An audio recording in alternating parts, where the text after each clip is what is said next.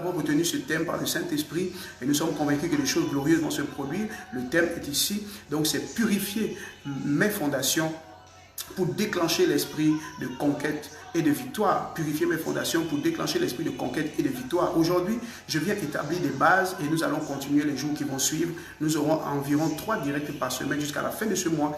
Et donc, aujourd'hui, c'est juste une introduction à ce moment de partage. Aujourd'hui, je vais établir avec toi la réalité des fondations. Alors, les fondations sont importantes. Nous pouvons lire ensemble des textes très intéressants que nous pouvons voir, par exemple, dans Matthieu chapitre 7, les versets 24 à 27, où la Bible va parler de 2 hommes qui ont bâti. L'un a bâti sur le sable, l'autre a bâti sur le roc. À cause du temps, je n'aurai pas l'occasion de dire les versets. Je vais vous donner que des citations. Parfois, je vais juste citer le verset sans donner de versets. Donc, parce qu'on n'a pas assez de temps pour s'arrêter. Alors, pour nous arrêter. Donc, voilà, Matthieu chapitre 7, les versets 24 à 27. La Bible va parler de 2 hommes qui ont bâti. L'un a bâti sur le sable, l'autre sur le roc.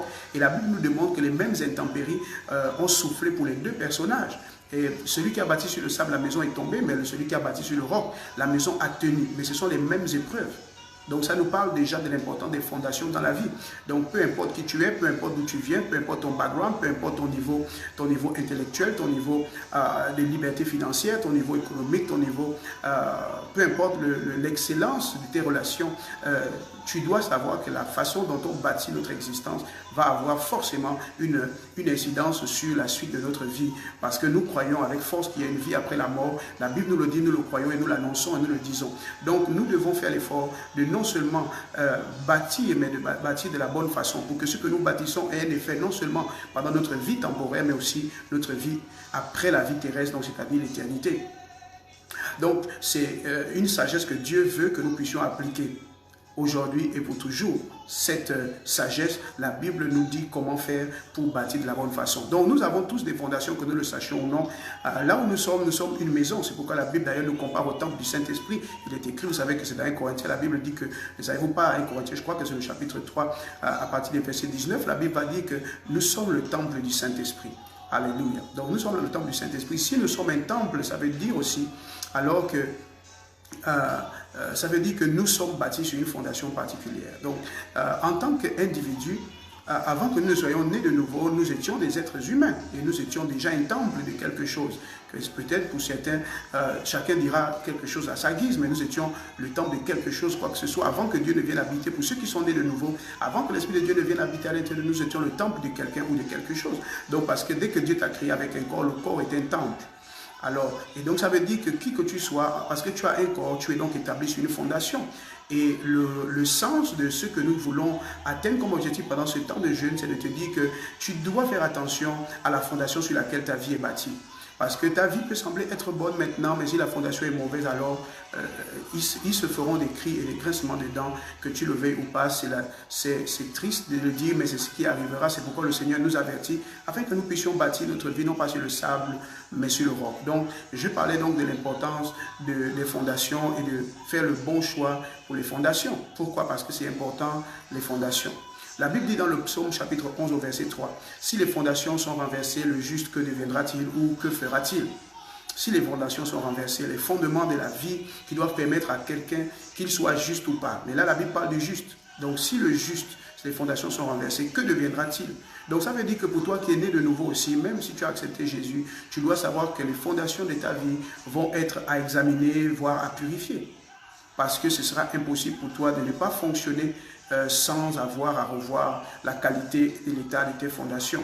La Bible dit que si les fondations sont renversées, le juste, que fera-t-il? Donc même le juste a besoin de revoir ses fondations. Donc c'est la nouvelle importante à te donner. Pour celui qui n'est pas né de nouveau, il doit choisir le sable ou le roc. Pour celui qui est né de nouveau, il doit revoir ses fondations. Est-ce qu'elles ont été renversées? Il se peut que tu sois en train de forcer parce que les fondations ont été renversées dans ta vie et que tu dois les rétablir et après les purifier pour pouvoir te mouvoir comme il se doit dans le plan de Dieu. Alors la troisième chose importante, je vais prendre le dernier texte tout dans Matthieu le chapitre 16, le verset 18, je l'ai cité tout à l'heure, Jésus dit, je bâtirai mon église. Je bâtirai mon église. Ça veut donc dire que Dieu, à travers Jésus, nous fait comprendre que la volonté de Dieu est de bâtir lui-même au travers de nos mains, mais de bâtir lui-même, ça veut dire par sa sagesse, parce que rappelle-toi qu'il est écrit dans 1 Corinthiens, le chapitre 1, les versets 28 à 30, il est écrit que Jésus a été fait pour nous, rédemption, sanctification et sagesse. Il a été fait tout ça pour nous. D'accord? Il a été fait tout ça pour nous. Il a été fait justification, rédemption, sagesse. Amen. Il a été fait ça pour nous.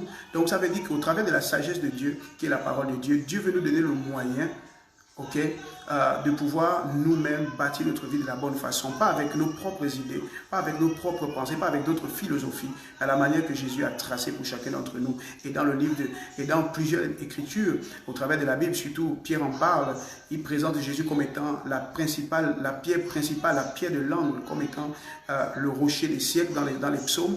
Et Pierre présente Jésus comme étant la pierre principale qui doit servir de fondation centrale pour la vie de tout homme. Donc aujourd'hui, nous voulons juste introduire, je vais parler avec toi sur les 4 fondements, les 4 fondations, les 4 structures qui font, ou les 4 éléments qui font les fondements de ta vie, les 4 structures qui font les fondements de ta vie, les 4 structures qui font les fondements de ta vie ou qui font la fondation de ta vie. D'accord ? C'est important que je te le dise parce que nous allons développer les jours qui vont suivre. Parce que tu dois apprendre à travers ces temps de jeûne, tu dois apprendre à purifier tes fondations. Mais pour ça, il faut que tu puisses déjà savoir quelles sont ces fondations. Donc, j'ai écouté beaucoup de messages sur les fondements, les fondations. Dans le cadre doctrinal, les fondements, c'est tous les enseignements de base qui sont nécessaires pour que ta foi puisse grandir, que dans la foi, tu puisses grandir de la bonne façon. Dans la doctrine, les fondements, c'est tous les enseignements de base qui sont nécessaires pour que tu grandisses de la bonne façon dans la foi. D'accord? Donc, tu peux voir ça dans Hébreux, le chapitre 6. Amen. Donc, ça, c'est en ce qui concerne les fondements dans la doctrine. Mais ici, on parle de fondements dans la vie. Alléluia. Donc la vie générale, que tu sois chrétien ou non chrétien, que tu cherches encore à bâtir, que tu n'es pas encore bâti, fais le choix de bâtir sur le sable ou sur le roc, ou que tu aies déjà choisi le roc, mais que les fondements soient renversés, ou qu'ils soient bons, mais qu'ils ont besoin d'être purifiés. Et peu importe, je vais t'expliquer pour qui que tu sois, les 4 éléments qui constituent les fondations de ta vie. Alors, nous avons 4 éléments importants qui constituent les fondations de ta vie. D'abord, comprends-moi bien, pour établir cela, nous allons lire un texte important, pas le lire, mais nous allons le citer dans le livre de Jean, le chapitre 9. Nous avons vu à partir du premier verset une histoire extraordinaire, c'est Jésus qui va passer dans une ville et les disciples vont apercevoir un homme aveugle de naissance. Ils vont apercevoir un homme aveugle de naissance et ils vont poser la question à Jésus, « Maître, qui a péché? Est-ce que c'est cet enfant pour qu'il soit aveugle? Est-ce qu'il a péché? Ou est-ce que ce sont ses parents qui ont péché pour qu'il soit aveugle ?» Alors, Jésus va répondre, ce n'est pas qu'il ait péché ou que ses parents aient péché. Donc, nous avons expliqué déjà dans les directs passés que ça établit 2 lois importantes, qui sont la loi de la propre responsabilité. Ça veut dire que quelqu'un peut commettre des actes, peut poser des actes qui vont limiter sa vie, ses progrès et sa progression dans la vie. Mais nous avons aussi le deuxième, est-ce que ce sont ses parents? Donc là, c'est la loi de l'hérédité. C'est possible que les parents aussi aient fait des choses qui peuvent avoir des effets jusqu'à sur la physionomie de l'enfant, son corps physique, sa morphologie. Les apôtres le savaient, c'est pourquoi ils ont posé la question au Seigneur. Est-ce que c'est lui-même ou ce sont ses parents? Et le Seigneur va dire non, ce n'est ni l'un ni l'autre. Pour ce qui le concerne, lui, c'est afin que le nom de Dieu soit glorifié. Ça veut donc dire que là, ça introduit la 3e loi qu'on appelle la loi de la souveraineté. Alléluia. Alors, le Seigneur explique du moins, 3 lois nous apparaissent ici, la loi de la propre responsabilité, la loi de l'hérédité, et puis il y a la loi de la souveraineté. Mais ce n'est pas tout, il y a aussi la loi d'association parce que chacun va naître dans un environnement et cet environnement aussi va avoir une influence sur l'individu. C'est comme ça que par exemple vous pouvez avoir certains territoires qui sont tourmentés par des ténèbres parce que cet environnement est en fait une forme de forteresse dans laquelle tous ceux qui viennent vont connaître certaines difficultés, certaines oppositions, certains blocages. Donc quand vous avez ces 4 lois, vous avez la loi de la propre responsabilité, la loi de l'hérédité, vous avez la loi de la souveraineté, mais vous avez aussi la loi d'association. D'accord? Donc ce sont des lois importantes qui vont contrôler les vies des individus. Donc certaines fondations sont attachées, toutes les fondations de nos vies sont attachées à ces 4 réalités. Mais comment nous les établissons dans nos vies individuelles? Et c'est ce que je vais vous expliquer maintenant. Donc, déjà, la Bible nous dit dans 1 Thessaloniciens, le chapitre 5, 1 Thessaloniciens, le chapitre 5, le verset 23, que tout votre être, l'esprit, l'âme et le corps soient gardés purs pour le jour du Seigneur. Donc, Ça veut dire que nous sommes des êtres à 3 dimensions, esprit, âme et corps. Et chaque dimension de notre être représente une fondation sur laquelle, à partir de laquelle nous allons bâtir notre vie. Donc c'est comme ça que nous allons prendre, à partir de notre vie, nous allons, le premier élément, la fondation de l'esprit. Nous avons la fondation de l'esprit, d'accord, c'est un fondement de nos fondations, un élément de nos fondations. Donc nous allons bâtir dessus. Donc, nous avons la fondation de l'esprit, nous avons numéro 2 la fondation de l'âme, la fondation de l'âme. Et nous avons ensuite en numéro 3 la fondation du corps. Et puis finalement en numéro 4, nous avons la fondation de l'hérédité, la fondation héréditaire ou la fondation de l'hérédité. Donc ces 4 éléments voisins aux 4 premières réalités que j'ai citées, en fait, se rejoignent. Ça veut dire que l'hérédité va affecter quelqu'un, mais de façon concrète à partir des éléments qui sont présentés ici. Donc vous avez le premier fondement, la première fondation qui est celle de l'esprit. Vous avez la deuxième fondation, le deuxième fondement qui est celui de l'âme. Nous avons aussi la troisième fondation qui est celle du corps et puis la fondation qui est celle de l'hérédité.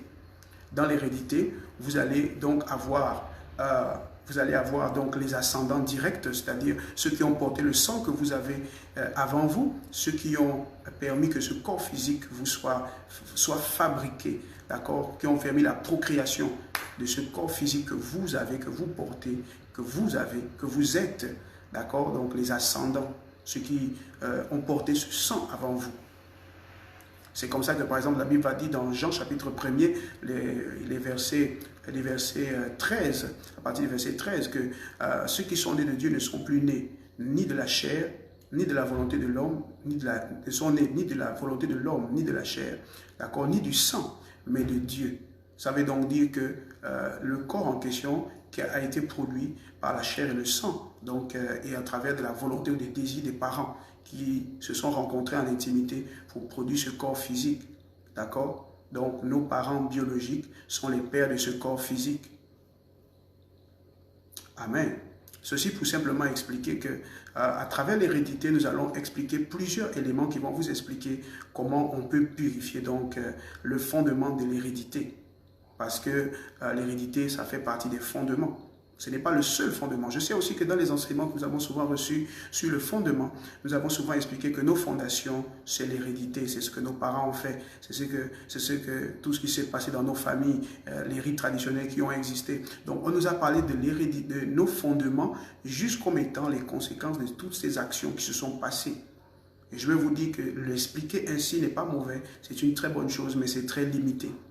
C'est pour ça que beaucoup de personnes ont essayé de régler cette question à travers des prières fortes, à travers des jeûnes, à travers beaucoup de choses, mais n'ont pas réussi à purifier leur fondation ou à changer quoi que ce soit à partir de leur fondation, parce qu'on leur a pris un aspect des fondations qui est l'hérédité. L'hérédité n'est pas le seul élément de fondation sur lequel on bâtit. Le corps physique est une fondation sur laquelle on bâtit.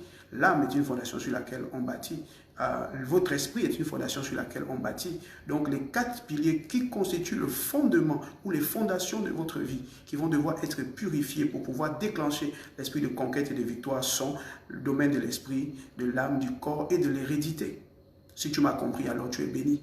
Nous reviendrons demain pour expliquer maintenant en détail comment est-ce que vous pourrez faire pour de façon concrète comprendre comment est-ce que l'esprit est une fondation, comment est-ce que l'âme est une fondation, comment est-ce que le corps est une fondation et pourquoi est-ce qu'aussi l'hérédité et comment est-ce que toutes ces choses deviennent les fondations de ma vie et comment moi je peux prendre le contrôle sur mes fondations et comment je peux les purifier pour que l'esprit de succès soit déclenché ainsi que des conquêtes et des victoires.